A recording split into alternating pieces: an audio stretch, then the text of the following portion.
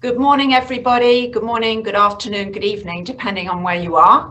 Welcome to the first in what will be a monthly series at Peterson Institute called Global Connections, where we will look at the challenges for economic policy that we face now in the face of a kind of fracturing of consensus amongst global leaders and amongst economists and the public on what we should be doing to boost living standards and grow all of our economies and make them more equal.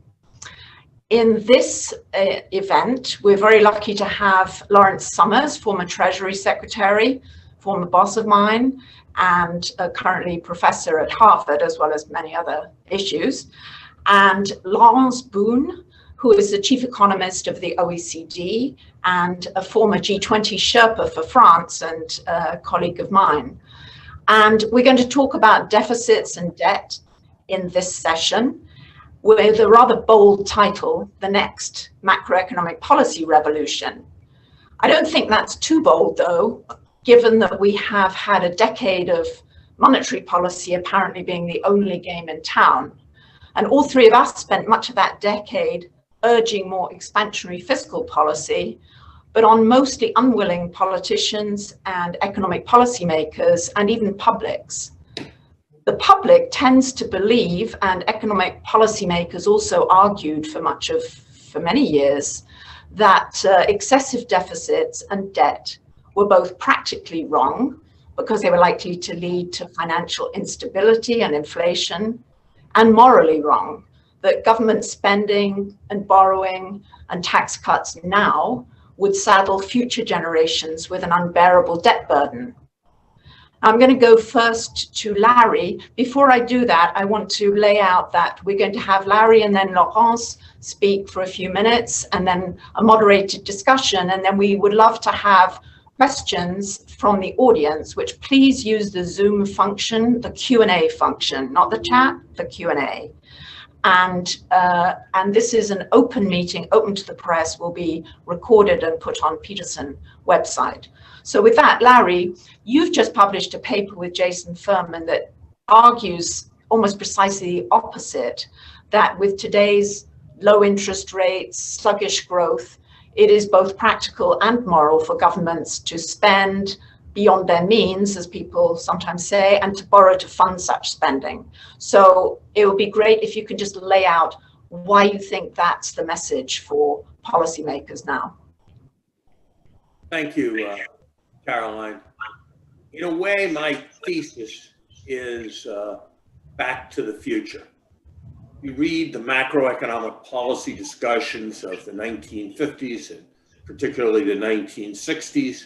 They emphasize the role of fiscal policy in filling demand gaps so as to assure full employment for a whole set of benefits in terms of output, in terms of equality, in terms of a high-pressure economy.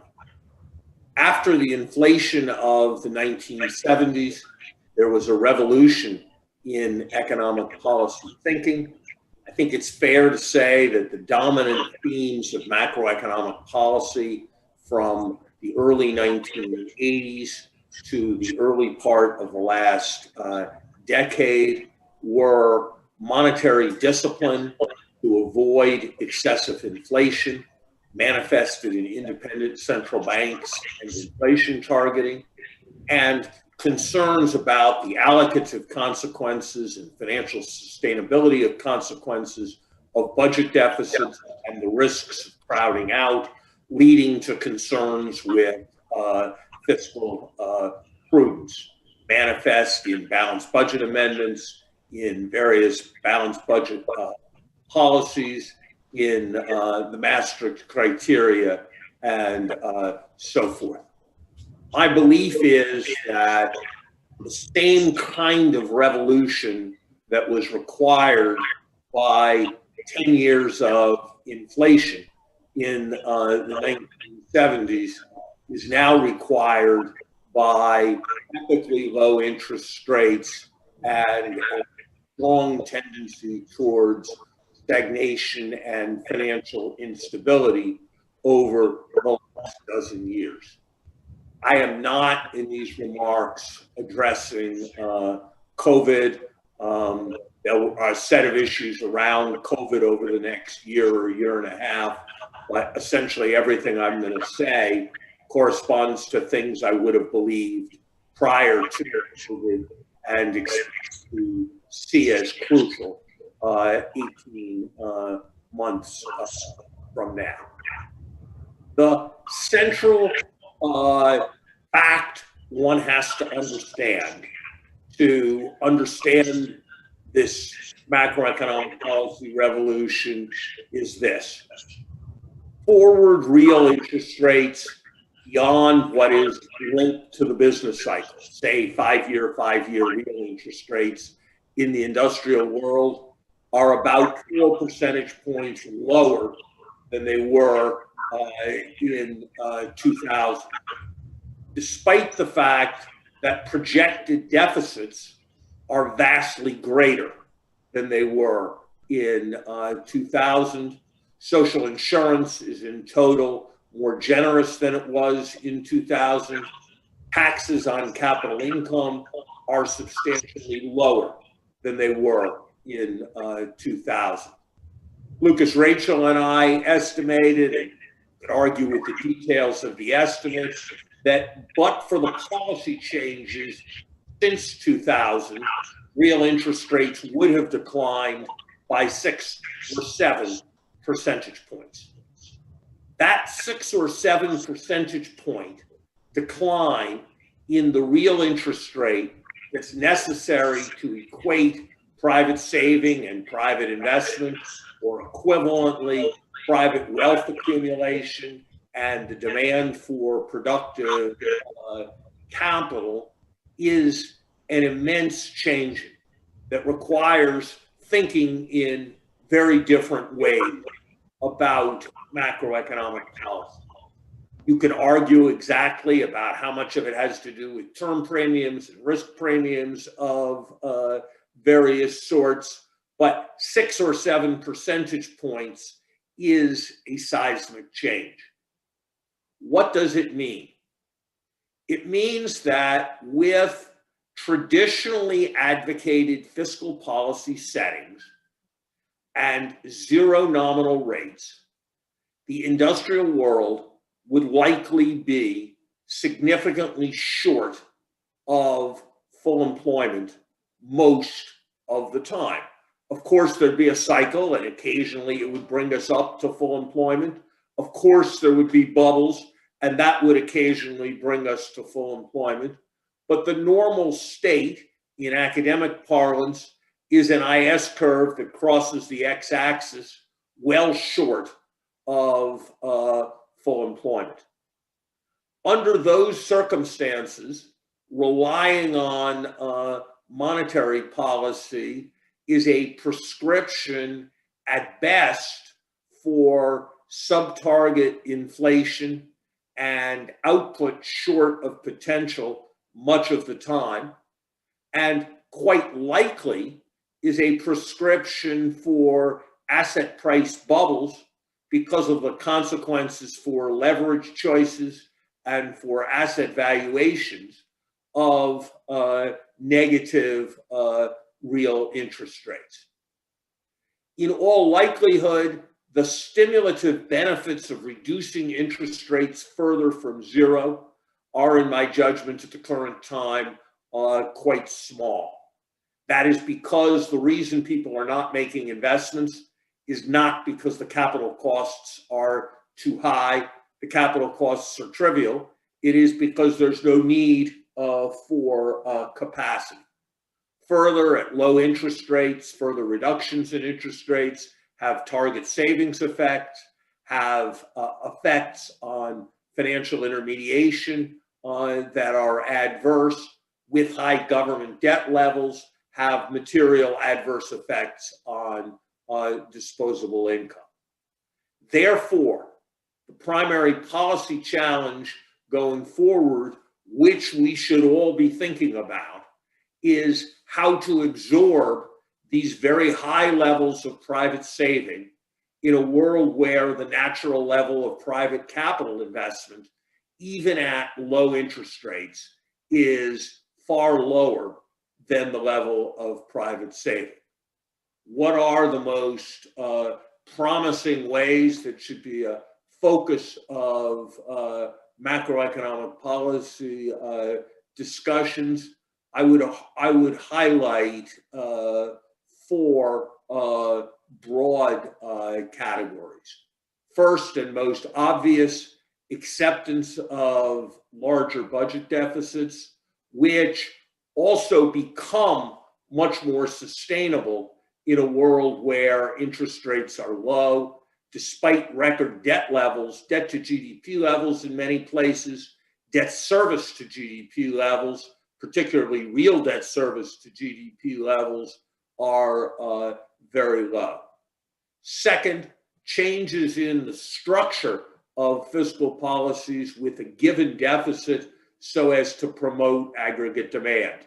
These would include reliance on the balanced budget multiplier through increased taxes and increased spending. They would include strengthening social insurance so as to absorb private savings. When Keynes visited the United States in 1942, he emphasized that a great virtue of Social Security was that it would provide for people's retirement and therefore reduce their need to save and help avert secular stagnation. Similar things can be said about almost any kind of insurance in this era of long retirement and substantial uncertainty. Another example is redistribution from those with a high propensity to consume to those with a low propensity to consume. Third, the effective global intermediation of capital from the high saving,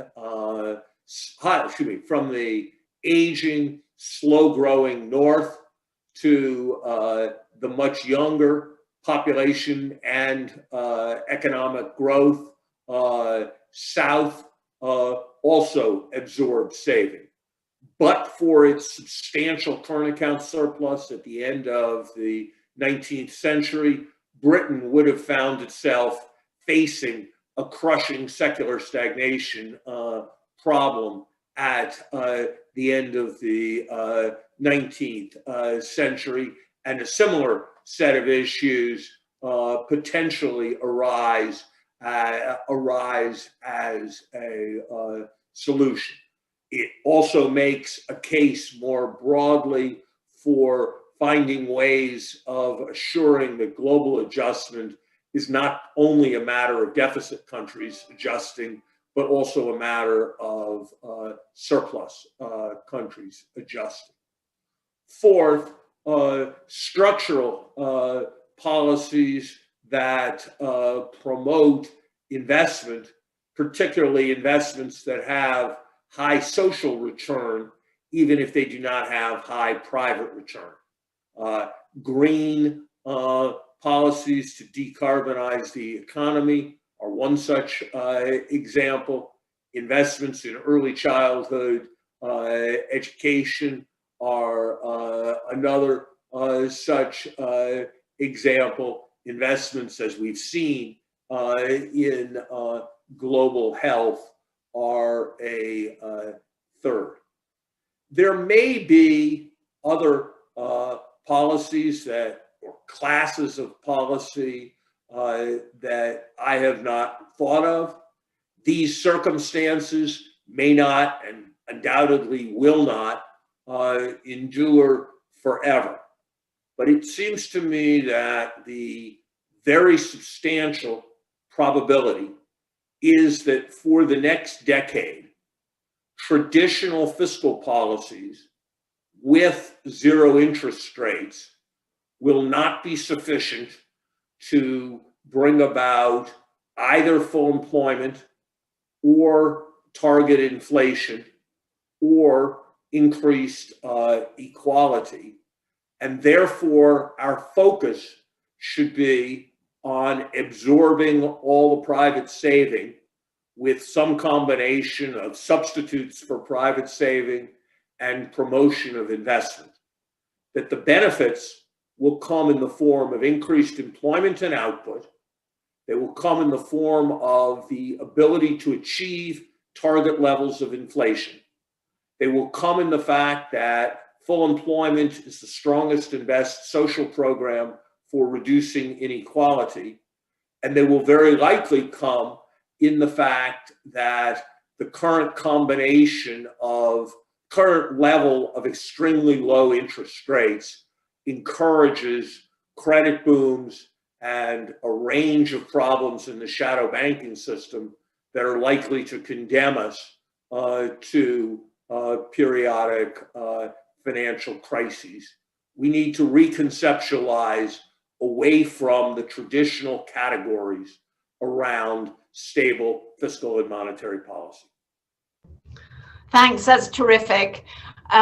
Laurence, okay, so maybe we're talking about some revolution, at least in thought, and I think Peterson colleague Olivier Blanchard mentioned last week that maybe there was a paradigm shift underway amongst economists, certainly on this side of the Atlantic, away from concern about deficits and debt for various reasons, and Larry and Jason laid out very complete reasons. But how does it look on your side of the Atlantic? And then, last week the OECD put out their new economic outlook. You were looking forward to stronger growth in 2021 on the back of the vaccine. You called for some fiscal support, but you also noted that in a post-pandemic world, you might hope for the global economy to look more or less similar, but slightly better than before the pandemic, which doesn't really sound like a revolution. So give us a sense of how this kind of thinking is evolving in Europe and in the broader OECD membership. Thanks.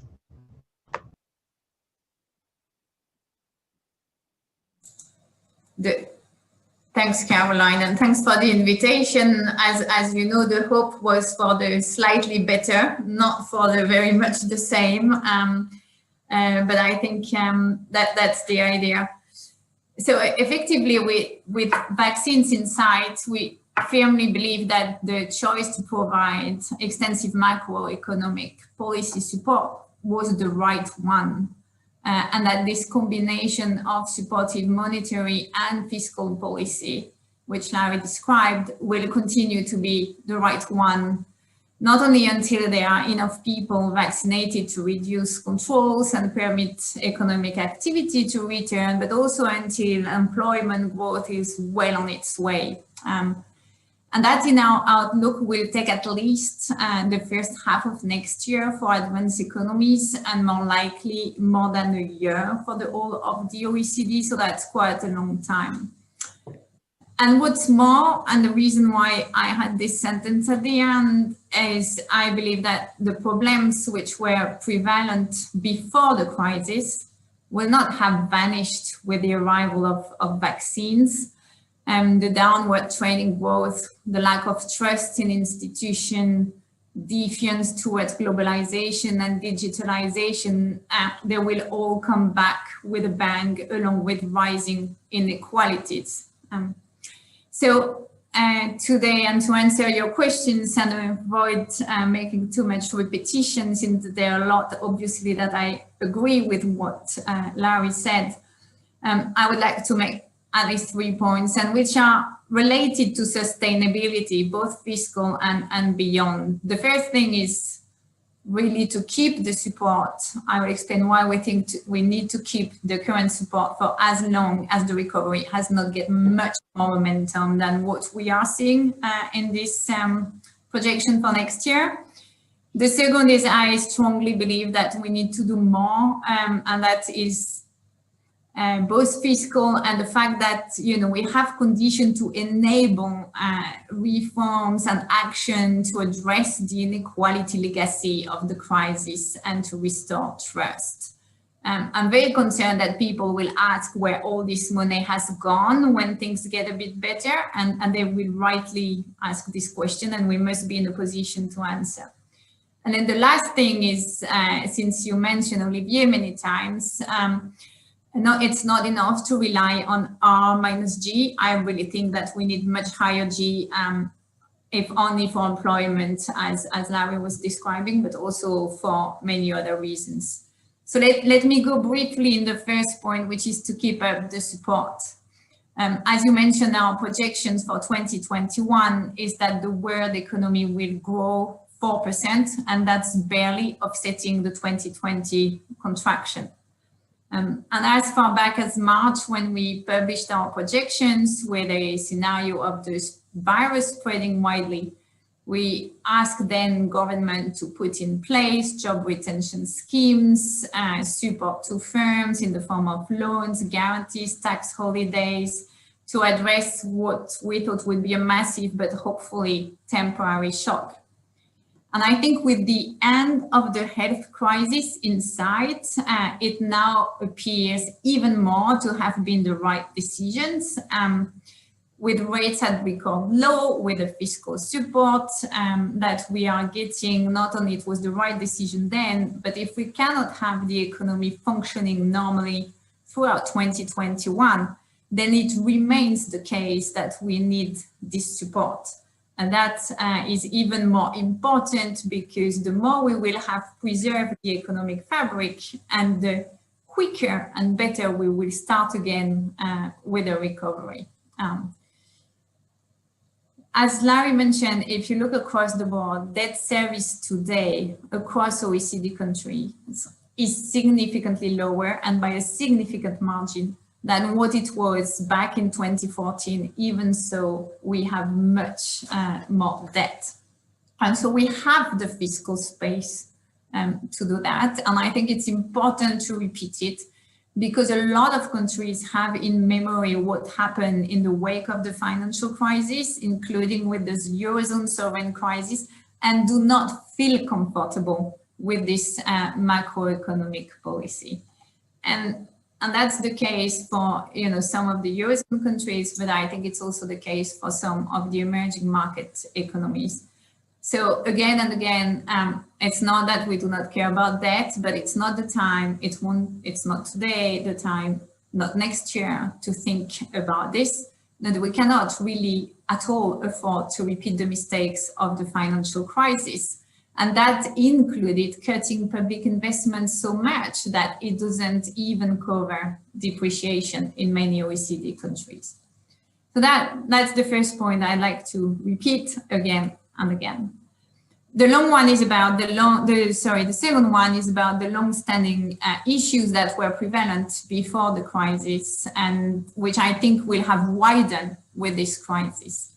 When you look at it, the crisis is really widening the income and opportunity gap between people.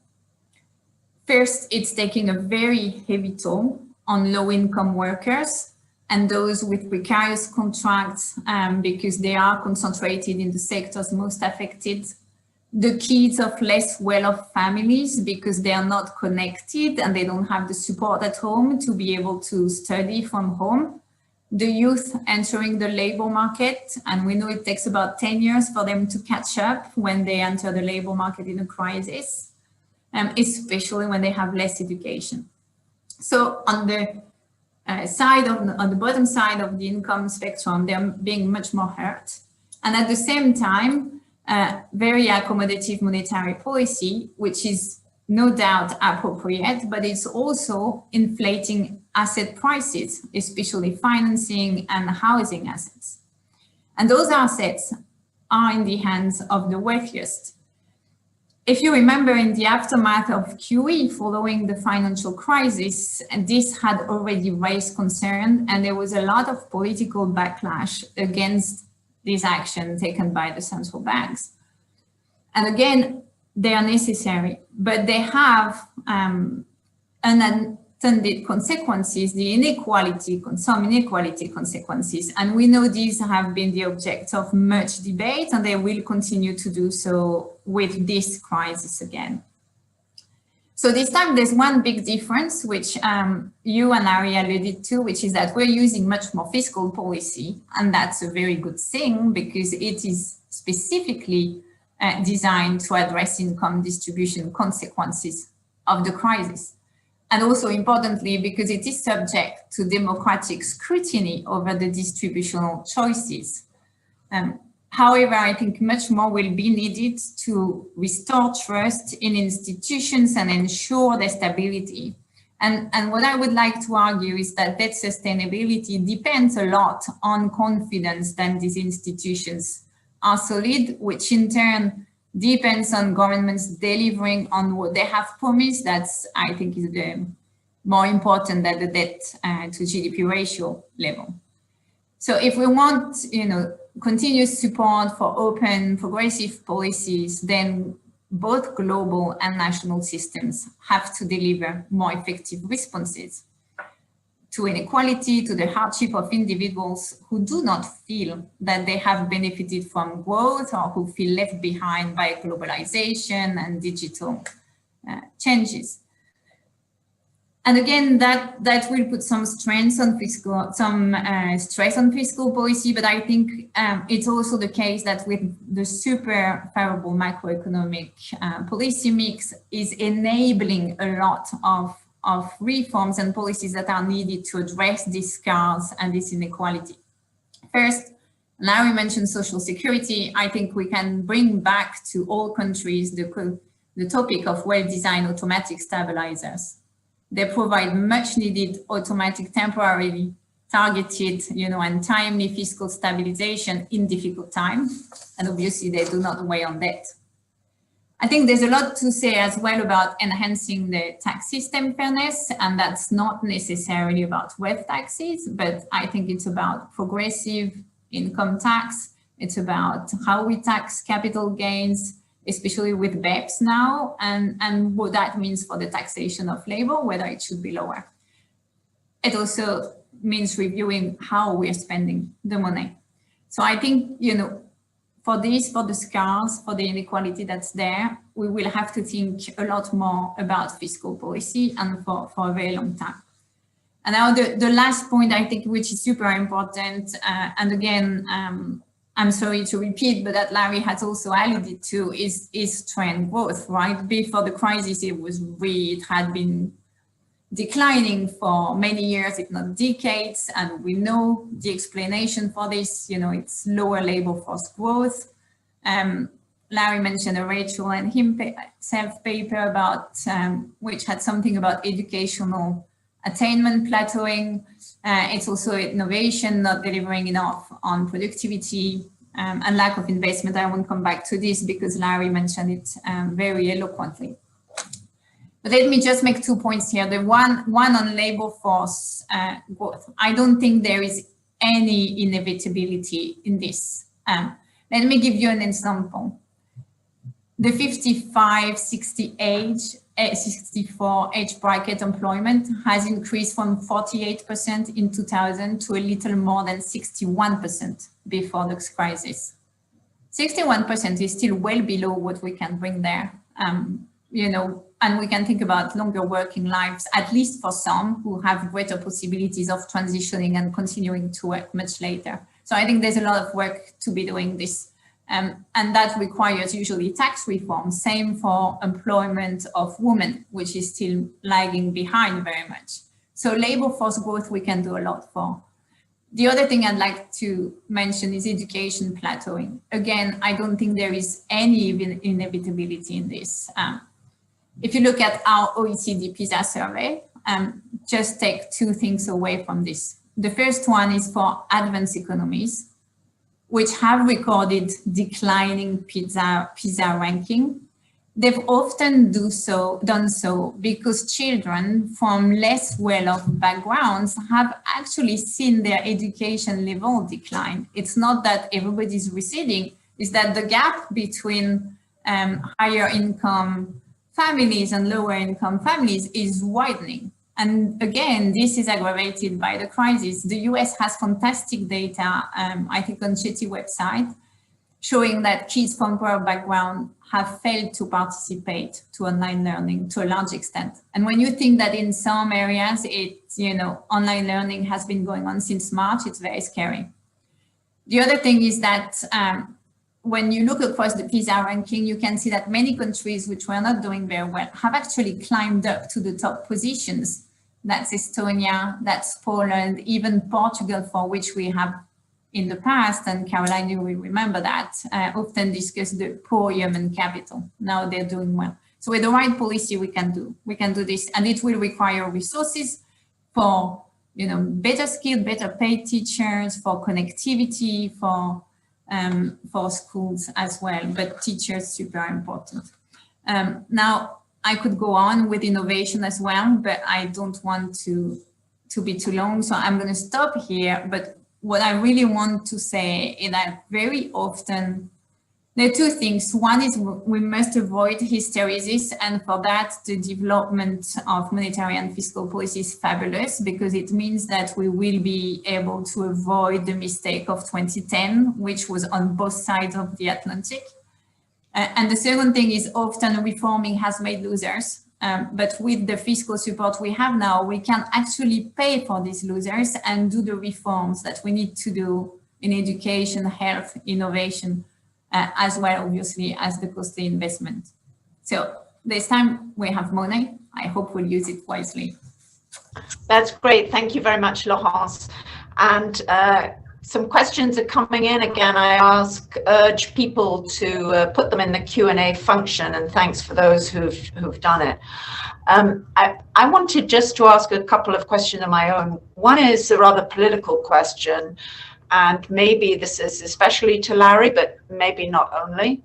There is still a belief, I think, amongst many, and certainly in the United States, that to be a kind of responsible politician, policymaker, you need to be respectful of fiscal policy and bringing debt down and so on. How does one, how do you see the job of economists in making the case that you've made that this is really a short-sighted view, that it's a hard one to counteract, I think.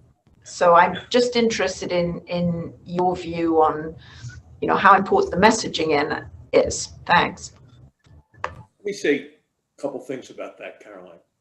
First, I talked about this as a semi-permanent, not cyclical phenomenon.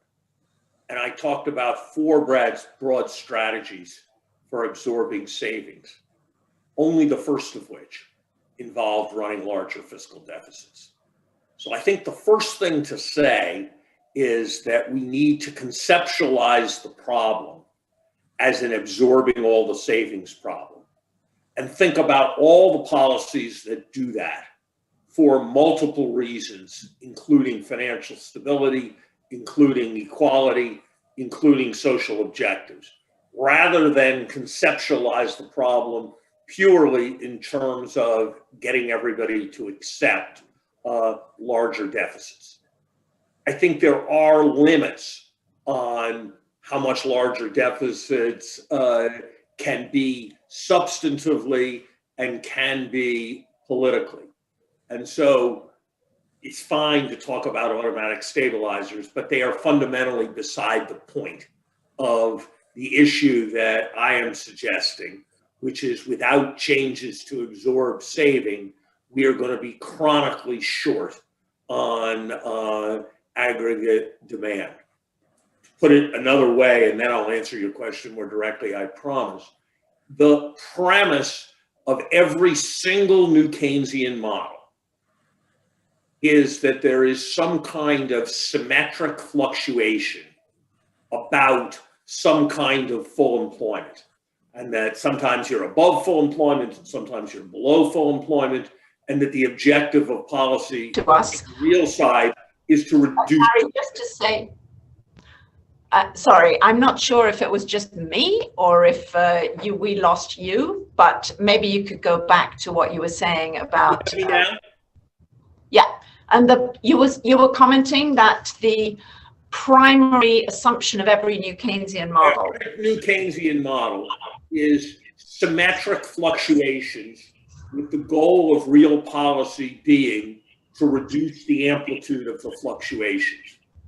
I think that is fundamentally the wrong way to think about policy in this environment. The right way to think about policy is that there is substantial asymmetry where we have slack far more often than we have overheating, and that we are trying to raise demand on average so that we will be closer to full employment. From that perspective, automatic stabilization is very much a second order issue relative to permanently increasing demand.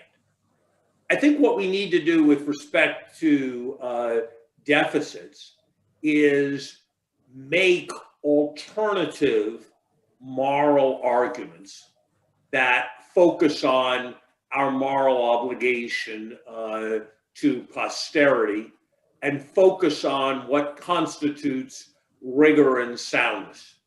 And I would suggest three. One, that the paper debt accumulation deficit is only one of the ones we have and not the most consequential. When we fail to repair our roads, our water systems, our highways, our coal-fired power plants, we place a burden on our children to do those repairs, and that burden compounds at an interest rate far higher than the zero real interest rate associated with our paper debts. And so the investment and infrastructure deficits need to be emphasized as a theme.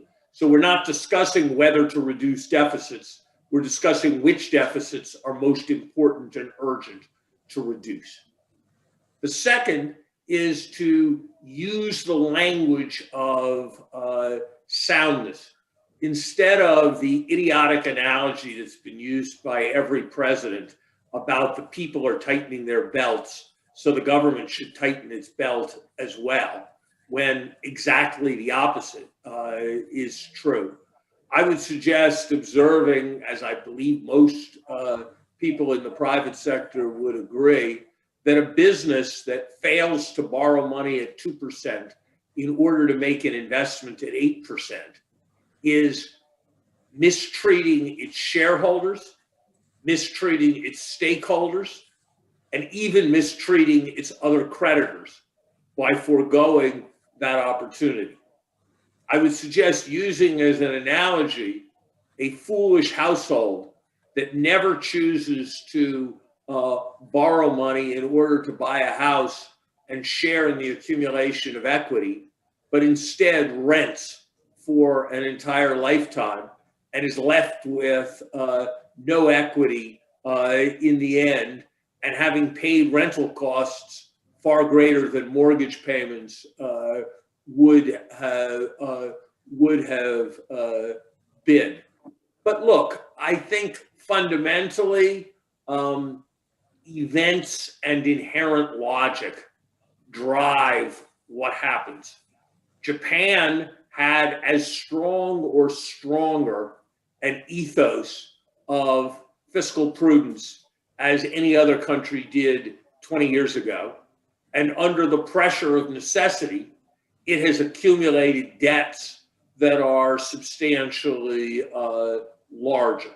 So this is happening. I mean, one of the questions was, well, weren't we fine in 2017? Well, 2017, when the unemployment rate was in 2019, when the unemployment rate was in the threes, we had a bigger deficit as a share of GDP than we did in 1993 or than we did in 2007, and the general sense that it was fine. So a fair amount of rhetoric notwithstanding, these adjustments are very much underway. I think it's basically happening with respect to budget deficits, except among establishment voices that are mostly being ignored in the political process in the United States. I think the larger challenge is reconceptualizing the problem more broadly as a absorbing savings problem and making the kinds of adjustments in the composition of fiscal policy, in global adjustment policies and capital flows to emerging markets, and in structural policies that I spoke about, where I don't think those things are seen as macroeconomic policies in the way that they were. And I think frankly, in this context, fairly useless New Keynesian model as a guide to inflation targeting and the like is sort of beside the point. And we need to get beyond that as central banks think about what their role is. Great, thanks. I want to ask Laurence about international policy or international coordination. You made the case in the economic outlook that this was important. And of course, it was a major part of the G20 work after the global financial crisis, before there was the untimely switch to fiscal austerity. There was a coordinated push. And one can see that the IMF did calculations about how every different major countries expanding fiscal policy helped, reinforce each other's. And there is also the symbolism of countries acting together, which has been sort of absent now. This is a more sort of narrow point, really, than Larry's shift of focus.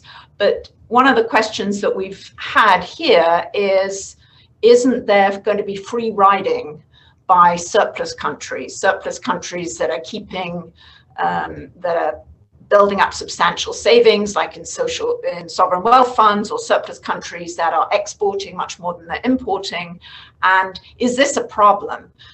If you put that in an international context, you can see that that can be an issue for that fiscal policy that is running a lot of boosting consumption and deficits in some countries can be seen in those countries as filling up using up the savings that selfish others are building up.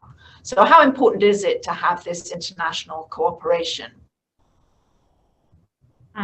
I really like when you say how some countries can do this or that. I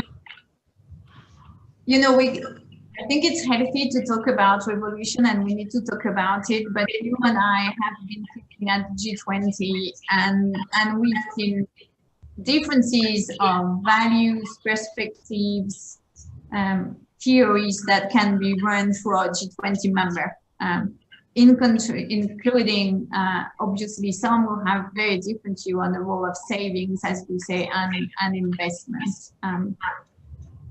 Now, I think things are changing. First, because this is the first truly global crisis in decades, if not century. Whereas when you look at it, the financial crisis was the crisis of a handful of countries, two handful of countries, and it triggered a massive fiscally coordinated fiscal response.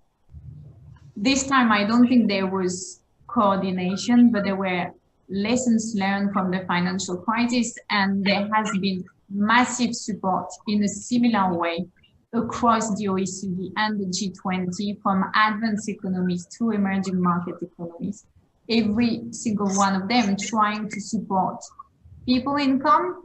And we can call Colombia using digital technology to make sure that some support was reaching out to informal workers. India knows how to do that very well too, and the same for firms. So it has been coordinated, I would say, ex post, as a legacy of what we had seen in the financial crisis, running the financial crisis. I think, and I want to point again, that this discussion and the cooperation and the G20 and the OECD are essential, because not everybody is sharing the view that we are discussing today. And it's super important to convince people. But let me insist on the importance of cooperation on a few points. First one is vaccination, right? We won't get out of this if not everybody is vaccinated, and the COVAX platform today hasn't got the money to vaccine the entire world. So one of the best way, and if we talk about moral value, to convince people that globalization and international cooperation work and is good, is to get the vaccine reaching out to everybody. That's very concrete, it's very easy. The other thing is international taxation. We know that with digital economy, it's quite easy for firms to use digital techniques to actually not get taxed where they're realizing a lot of sense and profits. Again, I think a good example of international cooperation is about agreeing on this on this tax, even if the money that it's bringing in is not massive.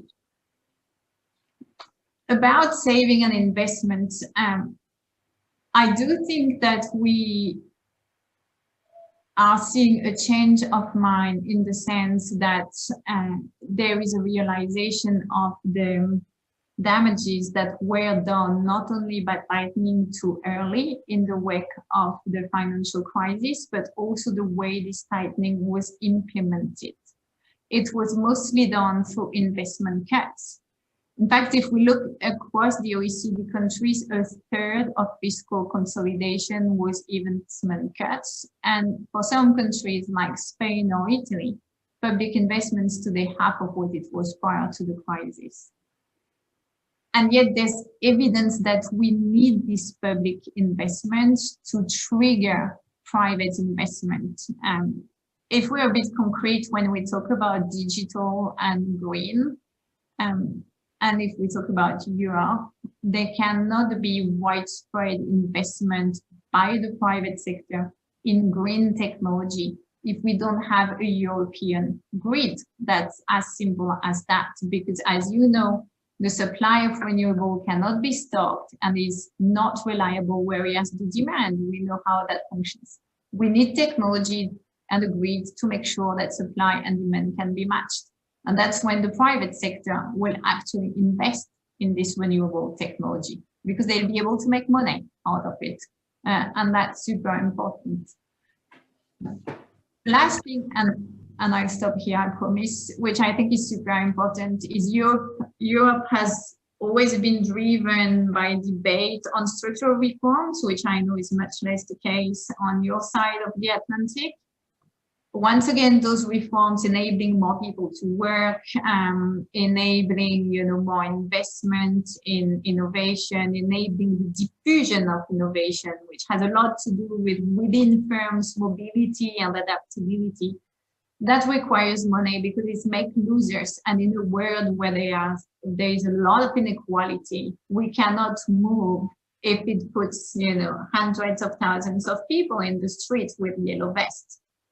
And again, this unique fiscal circumstances for me is not only the opportunity to absorb the saving, it's the opportunity to materialize, the agility and the flexibility and the labor market and product market condition that will allow employment to grow for all and with decent wages. Thanks very much. And just to react on the issue of taxation and also some of the other questions that have been raised here, the next session of Global Connections in January, Jason Furman's going to be there, and we're going to talk about global taxation and those issues. Obviously, if either of you wants to mention anything now, that's fine, but just so that people know, we recognize that's an important question. And Larry, do you have a response on the issue of free riding and so on? And one of your comments was about the importance of savings going from north to south, which, is something that I feel I've been listening to and advocating, and even in the IMF for decades. Sometimes the South doesn't like getting those savings, and there is also work on capital controls, which are often about stopping capital inflows, not just capital outflows. But how do you see the global making your analysis translate globally? So I think in general, the export of capital by surplus countries, surplus regions is a good and appropriate thing. I think that my emphasis is on the structural rather than the cyclical. I think the case for capital flows is mostly a case about temporary waves rather than about large-scale permanent flows of capital. I think the instinct of policy to resist mercantilist, export-oriented strategies that run chronic surpluses, I think that's basically a sound instinct of policy and is part of a strategy which is much easier to advocate than it is to implement, of pushing the world towards symmetric adjustment. I think these arguments can be overdone. The aggregate current account surplus of the industrial or deficit of the industrial world has never been very far from zero. Sometimes the United States is running a bigger deficit, sometimes Germany is running a bigger surplus, but it is not that there has been a moment when there was an aggregate large flow of capital from the developing world to the industrial world. And if anything, the trend has been downwards for the last decade. So I think the Ben Bernanke savings glut as an explanation for these phenomena is rather overdone. But I think the emphasis on symmetric adjustment, I think that one of the consequential failures over the last year has been the utter absence of any international response that represents even 1/5 of what took place at the London summit in 2009. Whereas the domestic responses in terms of budget deficit, central bank balance sheet growth in the United States and other countries have been greater than they were in 2009, the international agenda has been a pittance. And as I've written elsewhere, my hope is that the Biden administration will call for an early G20 on the broad model of the London summit, that crucial components of the agenda of that meeting will be much more aggressive replenishment of the resources of and use of the balance sheets of the international financial institutions, substantial moves towards SDR allocations over the next several years, appropriate provision for a real debt reduction program, unlike the current debt restructuring program that is in place, that we don't know yet how this is going to turn, but I fear will turn out to be a squirt gun against a conflagration. Agreement on commitments that will drive substantial green investment and accelerate investment on a global basis in reducing the pandemic. So I think there's a lot to do on the global dimension that will promote investment and absorb saving. But the first thing we have to do is understand that is the necessary chronic problem. And just to be clear, if we don't do that, in addition to the slack, we are likely to have very low interest rates that in a variety of ways make for much more financial instability in the years ahead. And so another way of saying what I'm saying is we need to conceptualize a global economy that has prosperity with real interest rates in which savers earn positive returns and borrowers are disciplined by there being a cost of borrowing. And I think if we don't succeed in doing that, we're not going to like the results over the next decade. Thanks very much. And that also addresses some of the questions that are about monetary policy being too easy and so on. But look, let me say, like a good example of this is there is this idea, BIS says it roughly every month. Steve Roach said it in the Financial Times yesterday. It's frequently uttered with a sense of virtue that we've got overly easy monetary policy and that's going to lead to financial instability and ruin. And we've got unsustainable debts. And so we need to have more prudent fiscal policy and we need to have more prudent monetary policy. And the only problem is we already have too little demand. And if we do that, we will have even less. And by the way, if we do I'm for most of the OECD's agenda on structural policy and increasing productivity. Most of it's a good idea, but we need to understand that if you've got a problem of too low prices and too little inflation, and you increase supply, you make that problem worse. That is not a reason why we shouldn't increase supply potential. But the more successful we are in doing that, the larger the maintained demand problems that I'm describing will be, the greater the incipient deflationary pressure will be, and the more important it is that we find structural measures for chronically increasing demand. It's very important to understand that in the mid-1990s, when the US had this happen and we enjoyed an acceleration of productivity growth, the policy response of Alan Greenspan, which is, while other parts of his legacy are controversial, this one is not. The policy response was to lower interest rates and hold them much lower than they otherwise would have been. We don't have room for a policy response for monetary policy like that if structural policies were going to succeed.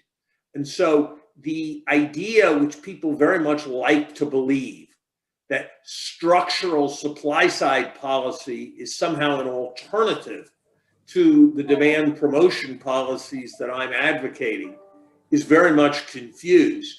The more successful we were to be in that, the more important it would be to have demand promoting policies in order to make use of the greater potential that was created. Conversely, as several of the questions recognized, as Laurence recognized in her comments on hysteresis, the likelihood is that successful demand promotion policies, by getting people on employment ladders, by creating an environment in which firms have the cash flow to do R&D and to invest, that in fact, successful demand promotion policies that avoid slack are powerful structural supply side policies themselves. Thanks very much. Yes, and I'm going to have that as your summing up, but I'm going to turn to Laurence for her summing up. It will be, I would love to do something very provocative and very different, but I think we mostly agree. I would just turn something a little around.